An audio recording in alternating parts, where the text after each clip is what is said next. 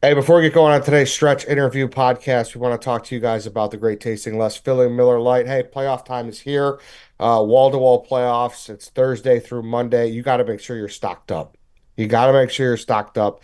Don't get to your party or don't get to your spot where you're watching the games and not have any Miller Lite. Don't be that guy. Right, Chief? Oh, right. You gotta if you're having it at your house, you gotta have a case in your fridge. You gotta have a case on your back deck. It's cold, it's winter, we'll keep them cold. If you're going somewhere, come with two cases. Get those reps in. Start lifting 24 cans at a time. Bring them in, plop them down. You're gonna need them. And if you run out, MillerLite.com. Find a delivery Exactly. option near you. You don't have to leave your couch. Make sure you have it come in, restock, and maybe even set a timer. Like, hey, little reminder. Hey, it's the third quarter. We got another game coming up. Let's do another delivery. Yeah, like Chief said, you got to make these moments even better with Miller Time. And you could do that when you go to MillerLite.com/stretch to find the delivery options near you. Miller Lite, great taste, 96 calories, or you could pick up some Miller Lite pretty much anywhere that they sell beer. Tastes like Miller Time, celebrate responsibly. Miller Brewing Company, Milwaukee, Wisconsin, 96 calories and 3.2 carbs per 12 ounces. All right, welcome in for a Friday episode of The Stretch. It's an interview episode. We are joined by our friend Will Compton, former player of Mike Vrabel. Will, we're like, it's Vrabel or Johnson for us. We think he's going to the Pats, but we're still holding out hope. We really want to have you on today to talk about what it was like to play for him. First and foremost, I think I know what you're going to say, but should we want Mike Vrabel to be our head coach? No. Okay. You There's said, there's a reason why I love Braves. I think he's going to do a phenomenal job, probably in New England. But in my head, like watching you guys, being friends with you guys, watching the Bears, drafting Caleb Williams first overall, to me, in my opinion, and you can take it for whatever it's worth. It's probably a dumb opinion, but I think you guys need somebody that's going to be a very offensive minded head coach. I think you need somebody who's going to be aligned and in line with Caleb Williams as much as possible, because that's where you guys drafted like one overall. Like, I think Vrabel's great, but sitting there, like, it's not like he's sitting there talking quarterback the whole time. I don't know who his quarterback coach would be. I don't know who the OC would be. It's like, do you go and get Arthur Smith from the Steelers? Like, my depth would go as many of the coaches as he's already had around him. But in my head, I would want to go all in on Ben Johnson. That all right, honestly sells me better than any other possible tweet. Any in the insider, like, that sells me. You played for him. And if you're not saying, hell yeah, he's your guy, he's a leader of men, he's going to come in there, he's going to get shit right, then, like, that's all I need to hear personally. Right? Am I crazy for I saying love that? it. Vrabel does those things. Thanks for the interview, Will. We're done. Yeah. I honestly, like that. It's as easy as that for me.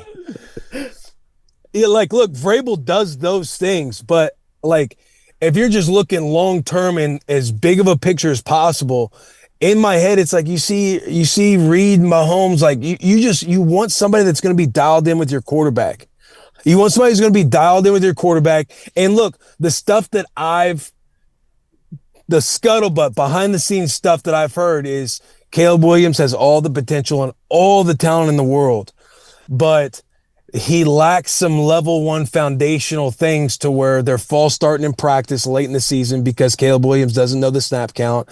He can't can it and go the other direction. No, I'm not going to say he can't, because I don't want it to be like a definitive thing, but he misses opportunities to can and alert the offense to run the ball the other way when the safety comes down and is about to blow their play up. He makes comments within the pass game that it just doesn't sound like somebody who's truly dialed in up top. And so to me, I don't know if that was the staff he had. So you want to understand that about your first overall pick. And so you want to go after the most offensive minded guy who can mentor him in that quarterback room, because that's ultimately where you put all your eggs, so you don't look stupid drafting a quarterback that high again. Look, the Patriots just drafted a quarterback very high in the same time. So why is Vrabel good for the Patriots and their young quarterback, but not good for Caleb and the Bears? Hey, Fucking checks me. Hey, I was going to say, that is a great question. That is a great question. And I am stumped with that. I don't know I don't know how to answer that question. I just feel like if there's these jobs floating around, I'm just assuming he has the opportunity to go to the Patriots. I feel like the Patriots having the opportunity to build through Vrabel, I think there would be more of a cohesiveness there with Vrabel going in. If Vrabel goes into the Bears and it doesn't pan out between like with him or Caleb Williams, or it's just going to be that power struggle because you don't know if the owner was the one who wanted to get Caleb Williams, the GM, doesn't matter. They're going to, hey, if Caleb's not working out, it's going to be the head coach's fault. If they like the head coach, it's going to be Caleb's fault. The fan base is going to be in disarray once again because they've just gotten it wrong time and time again. With the Patriots, it feels like it just makes sense. They're gonna go all in on somebody like Vrabel. Vrabel's able to bring in an offensive mind that he trusts, that the organization knows that they trust to work with Drake May, versus like Vrabel comes in with Chicago. Not that he's an outsider, but he's a different branded guy that is proven. But are they fully trusting Vrabel, or are they just gonna wait on him to mess up if Caleb Williams doesn't work out? I just think he has a better opportunity in New England, and they would just be a lot more on the same page in New England with Vrabel. Yeah, I But was he is watching. that guy though, right? Like he is going to stop practice if something's not going right. He is going to make sure things get right before the practice continues. That's kind of buddy, what he yes. do. Yeah.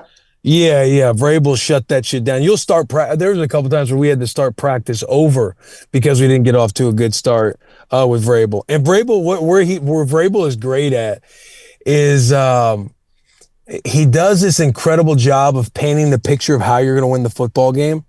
Because he's got these 3 team keys. He uses the rule of 3 for damn near everything, to where you have 3 offensive keys, 3 defensive keys, 3 special teams keys. And even though I was a defensive special teams guy, after practice, he could and he had called on me to be like, Will, what are the offensive team keys this week? Like, he challenges the other side of the ball to understand what everybody's doing, what everybody has to get done. Because he'll let you know, guys, we can't just roll the ball out against this team. We don't have that kind of outfit for 4 quarters. But if we take into the depths, if we take care of these team keys, if we keep the pocket clean, if we block 41, if we don't get Derek going sideways, like, we will win this football game. If we make Lamar Jackson throw outside the numbers, if we keep him in the pocket, not running around and creating plays, we will beat this football team. And then when you beat the team and he goes back and he's reviewing the tape and he's showing you highlights of all the team keys that we went over last week that we had to get done, he shows you why we won the game. And when you lose, he shows you, hey, what did I say last week? We had to disrupt the pocket up the middle. We had to push the pocket up the middle. Jeff Simmons, Daquan Jones, we're not pushing the pocket. Look how clean he is throwing the ball. They were able to beat us. Like, you're just able to see it come to life, to where you're just sitting back. You're like, yeah, Vrabel has such a pulse on the game, the rule book. He's a phenomenal head coach. He's tough-minded. I think he's learned and got better each year he's been in it, because his very first year on the Tennessee Titans, I hated showing up to work because I thought he was brutal to be around him. If he's in a bad mood, he's not a guy you want to be around, because he's just a Vrabel, I love Vrabel. I'll keep my words tight. But Vrabel, you just you know it too. I think you know it. That's the crazy part. That's why you've gotten better, because you have that great self-awareness. You have great self-awareness, Coach Vrabel. But that's kind of what this team That's needs. what I want. Yeah. Because if you look at the Bears historically, and it's like you said the word outsider, like, I want somebody who is radically different than anything we've had and can wade through the bullshit. And if you got Kevin Warren and the owner and the GM, and it's all like, he just can be like, hey, fuck all you guys. I'm doing it my way. And you said, like, he was an asshole in 2018. I watched your interview with him from last year, and he said, like, he had to come in and cut the fat. Like, what did that even look like? Like, what does cutting the fat look like when he's in there in 18? You said, like, you hated coming to work. Like, is there a story where you're like, God damn? And that's a good question. He's got this asshole-ish style and sarcastic mentality about him, to where he's the big dog. He'll let you know he's played 14 years in the NFL. He's like, you guys got all the answers. When you guys are a head coach one day, maybe you coach it this way. But Vrabel is so detailed. You had to speak the same language. So, for example, what in my brain growing up, through Pelini and just how I would write it down and no coach kind of checking it or making you speak the same language as them. I mean, every coach does, but there's a little bit of like, a loosened leash for how you prepare and how you study. Okay, Will, if you see double near gun X nasty is just double near gun X nasty, then that's how you prepare and that's how your brain works. Vrabel wanted you to call it weak side B, not weak side bunch. but weak side B, or a punt or a 2x2 bunch. Couldn't call it a 2x2 bunch. Couldn't call it double near gun X nasty. You had to call it a weak side B because he wanted everybody to speak the same exact detailed language. There's some formations that I forget how he called them, just because I was so used to being like, if it's like ace pair trips for me, where it's 12 personnel and it's ace, and then you got two tight ends on the same side to that trip side stacked on top of each other. I don't know. I forget if Ray called it black. Maybe a different coordinator called it black, but people have so many different verbiage to where Ray would check you. You would have a team meeting every morning at 8 a.m. And for 30 minutes, you're running over whether it's verbiage, whether it's tape, communication, whatever it is, it better be on point, whether it's offense, defense, special teams. And if not, you're getting checked in front of the whole team. That was something that was different with Vrabel than was any other head coach that I had, is you had team meetings where Vrabel is running the team meeting and your asshole is tight the entire time, because you get checked in those meetings. You don't want to look stupid in those meetings. It's not where they sit there and meet with you 5 to 10 minutes, head coach kind of briefs the team, and then you break up into offense and defense, or you break up into your position meetings. And that is where it gets a little harder. With Vrabel, you had he broke down everybody for at least 30 minutes every day. And in the very beginning, when he first came in, you had to know everybody's name. So if you didn't know the rookies' names and he'd call on you and you didn't know the rookies' names, you're getting this stand-up comedy hour because he's about to chirp your ass for the next 5 minutes. So he would have that. He would say, hey, do I need to be the get-back coach? Why in the fuck is everybody standing so close to me during practice? We need to be at least 10 yards back. And he'd look up because coaches, GM would be in there. He'd say, do I need to be the get-back coach too? Hey, linebackers, why does this keep happening? Will, why do you keep stepping this way? Why do you keep stepping this way? Hey, Coach T, do I need to be the linebacker coach now? Do I need to go out there and put on the whistle and go back to my linebacker days? Like, he just checked everybody in the room. Nobody was too big for their britches. He would say, hey, Derek, maybe put your hand out here. I don't know how to run the football. You do. But maybe if you just try and cap them off here at the sideline, again, I'm not trying to tell you how to play and run the football. And you could tell Derek it would boil from it. But at the same time, nobody was bigger than the team ever with Vrabel. Did that make you guys closer as a unit? Like, we all kind of hate this guy together, but we're all in it together? Yeah, absolutely. Actually, yes. That's why like one of my pinned Instagram posts was me mocking Vrabel, is because we just gritted our teeth around him so much about all this, the little mannerisms and the way he talked to us, that ultimately that's when I got up there during the rookie show and just started mocking Vrabel. I was nervous about potentially getting cut from doing something like that. But that's where that came about, because we all just banded over the fact of the way his style and everything else. But ultimately, when you start winning football games, which Tennessee started to do, we got knocked from a winning end game that year. But years after that, it was the AFC Championship. We got the 1 seed. We got the 2 seed, I believe. Like, his formula is proven, man. His formula is proven. Yeah, was there anyone who didn't abide by that and like didn't work out in that 30-minute meeting period and they didn't make it? Like, was he quick to, pull the cut, or how was that? Yeah, I mean, it never got to that point, but absolutely. He would come in and address the moves that happened. Hey, so-and-so, he was, apparently he wanted more playing time. Was talking about wanting to get traded, so he gave him the gift that he wanted. We traded him to Jacksonville, and Jacksonville was just in disarray that year. He's like, look, you don't want to be here, coming to my office. We'll figure something out quick. But nobody challenged it or kind of went rogue against Bray, because he does have that respect of being a 14-year NFL vet, sitting in every seat that you've been in. Like, he was what was he, 3rd round draft pick, 4th round draft pick? Something like that. He's somebody who he didn't work out on the Pittsburgh Steelers right away. Like, he had to kind of grind to cut his teeth into the league. So he's been in that mentality of just being a special teams guy, having to make the team. He's been the guy where he's been a spot starter on defense. He's been the guy on defense. He's been the guy that gets touchdown passes on offense. He's played 14 years. He's won Super Bowls. He's been around all the greats that we all know about. So he does have that respect, and he fast tracked so quickly in the coaching world, going from Ohio State to the Houston Texans to Tennessee, to where, you just tell guys knew, like Ryan Suckup was our kicker. They played with each other in Kansas City, and he said Vrabel's the exact same person. So, Vrabel just had that respect. Nobody ever challenged him in a way to where, a lot of that friction happened in the meeting in real time. And obviously, he gets a lot of credit when it comes to Tannehill. Tannehill had some of the best years of his career with Tennessee with Vrabel. How much was he working with Tanny? Like, well, what's kind of his split at a practice, or was that more Arthur? Is that kind of unfair? That's all Arthur. Yeah. Vrabel is more defensive minded. Like, Taylor jokes about it. Like, he'd come on the sideline if they didn't get a run play going. He's like, "Can you just push him? Just push him that way." And he's not like talking technique or nothing else. But Vrabel's a good motivator, man. He knows how to get guys going. He knows how to talk about individuals during a team meeting to kind of spice them up and get people rallied around him to where he's going on a little tangent. You kind of catch yourself nodding your head on, yeah, this is how we're going to beat this team's ass. See, and but no, he doesn't. He's not like an offensive guy like that. Okay. See, I understand that, but this is where it's like you talk about him like this, and you just said off the rip that, we should look at Ben Johnson, but there just feels like way more of a paved road with Vrabel here. Like it, and I like that floor, Yeah. Well, and like you look at, did you watch? I don't know how much of the Bears you watched this year, but the coaching staff with situations, end of game situations. A lot of these teams in the NFL, it blows my mind. Yeah. Vrabel runs a Friday tape. He calls it Friday tape. No one's going to ruin my Friday tape. And he just shows teams throughout the league in different situations, whether it's 2 minute, 4 minute, backed up, red zone, goal line.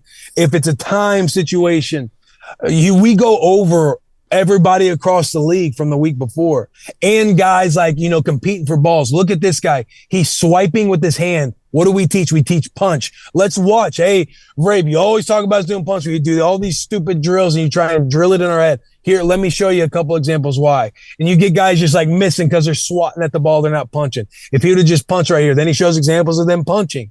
He does all of these things that kind of paint this clarity in your mind of how you're going to play and how the team's going to play.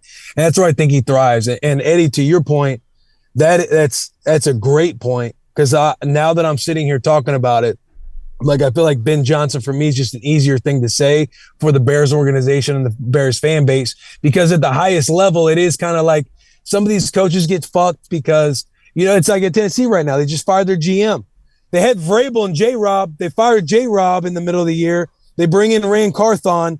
Then they keep Rand Carthon and Vrabel, extend Vrabel or something like that. Then they fire Vrabel, keep Rand Carthon. Then they bring Callahan in. Now they're firing Rand Carthon. Callahan's without a GM right now. Like, people just aren't on the same page at the top. And to me, it's like if an organization is going to start trending the right way with a fan base that just wants to see a decent product every Sunday, then it's more about the front office being aligned with what they want to do. Mm-hmm. Not like fans like yourself that's like, no, I want to be challenged with something completely different. Vrabel definitely is that guy.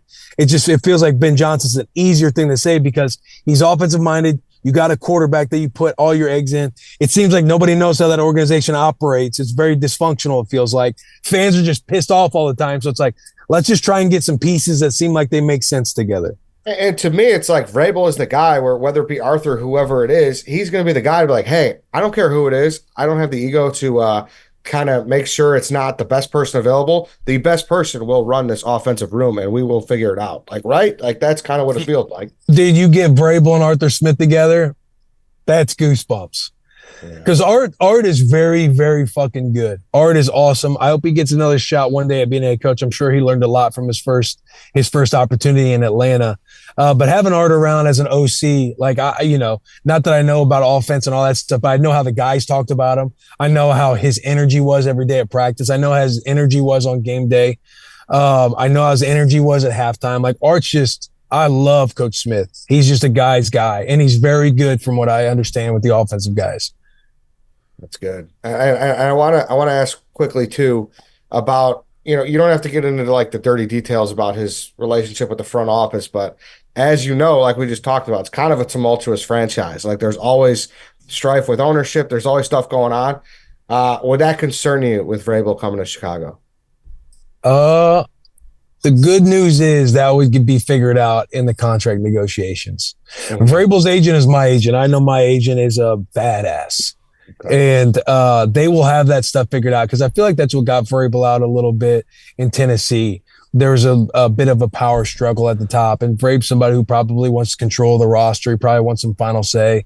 He probably wants some things that Belichick was able to accomplish in New England, not because he's chasing Belichick, but just because that's what he's learned from and he knows what works. And Belichick has the exact same agent. So they understand that structure to try and get winning done with the head coach. So I'm sure it's like my answer is yes, but to me, that stuff gets figured out in all the conversations leading up to it. To me, if they hire Vrabel, that means they figured out everything that they wanted to figure out. Like Brave's not going to take a job by taking a risk.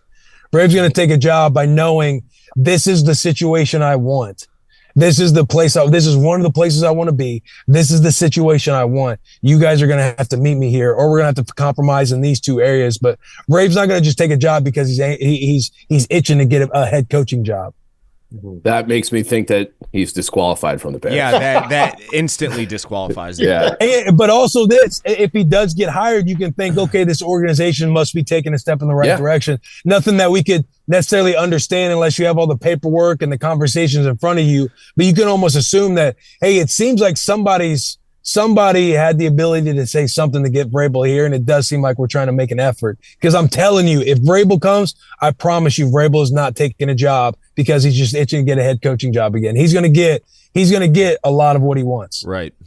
On the flip side, is there any scuttlebutt about Ben Johnson and what he could potentially bring as a head coach? Like I kept bringing up over the last few weeks about Dable and Kafka over in New York and how they were like the hot commodities as head coach and OC a handful of years ago when they went from the Bills to the Giants. And it's kind of, to me, a lot of the same thing with Ben Johnson right now. Like he's got a perfect roster. So is he as good of an play caller as they say? I don't know. I'm asking you. Yeah, like Johnson or Dable had Allen. Yeah, and exactly. Like, well, he makes a lot of people look fucking like geniuses. Yeah. Kafka had Mahomes. I don't know enough about Coach Johnson to know how good he is in the room. I think people brought up the leader of men stuff. I truly have no idea. I would say Ben Johnson's the one running the show over there because you got Dan Campbell. He's not just some offensive genius. Yeah. Like he's got somebody like Ben Johnson on his staff, and it seems like the guys talk extremely highly about him. But outside of that, I don't know a whole lot about Coach Johnson. It seems like he's somebody who's very patient as well and wants to take a good opportunity because he was in the circuit last year and remained with Detroit. But again, you got a lot of guys on that staff that are like they used to be players. Just a good culture. I'm sure there's a lot of good mentoring over there to where it's like, hey, they want their guys to get promoted and go to other jobs if they want to. But also I'm sure they're mentoring their guys like, hey, don't just take any job just because you can finally become a head coach. So it'll be interesting to see where Coach Johnson goes because he's had a hell of a 2 years with Detroit. Yeah. No, yeah. And that's what, if we get Johnson, I'd be excited about it. But when you have an asset like Caleb, you want the best insurance. And I just feel Vrabel is the best insurance. Right. I feel that way too. That's a good. I mean, look. I was gonna say there's no bad choice, but there is if you guys don't get one of these bigger names. I saw Matt Campbell from Iowa State is getting interviewed from Chicago. Dude, they got like 33 interviews or something. Yeah, that's crazy. I know, dude. That would be. What about Liam Cohen with Tampa Bay? It's like he's done a good job down there with Baker, but. He's never been a head coach. He's a young guy. Like, that's where I get scared because I feel like a young first-time head coach. Yeah. Like, hey, he's this is be great. I'm the head. The team from the back of the room. Well, I don't even know about that, but it's like you walk in and, like, do you know how to, like, deal with – we got a weird owner. Yeah. And then we got the egomaniac kind of guy by Kevin Warren. That's been reported. Then you got the GM who's, like – people are being like, he should be fired right now. So it's like this, like you land, you're like, holy shit, what did I get myself into? And I feel like Vrabel would come in and be like, I don't care about any of that. I'm doing it my way. And like that's stakes are just so high. The stakes are just so high. Yeah. Will. It feels like if not now, then never. I feel it. To me, it feels like all you guys need to get is Vrabel then. I'll say this. If it's Come on, man. Hey, because you want to call him right now? Can we call him right now? Yeah. Yeah. If it don't, I tried texting him the other day because I saw he got the interview with the Jets, and we'll text him banter every now and then. But I texted him the other day. I said, it could be really fun between me and you. And he never responded because I'm sure he knew I was like wanting something out of him. Yeah. But I was going to tell him like, let Willie Schefter break the news from where you're going. But he never texted me back. So This guy's fucking asking for like basically part ownership of a franchise. You got a will asking if this should be fun. yeah. I said, I got something really fun that could be cool for the both of us. For the both of us. It'd be huge for him. Huge for him. All right, Will, we know you got a ton of shit to do, I'm sure. So anyone got anything else? We could wrap this up? No, we'll continue this discussion when you're in the office. Yeah. I'll be there. I'll be there Friday. I'm there Friday through Sunday. I'll see you So tomorrow. I'll be there for wild card. Great. Awesome. Will, thank you so much, dude. We appreciate it. All right, boys. Love you. All right. Love Yep. you too. See you, Willie. Thank you.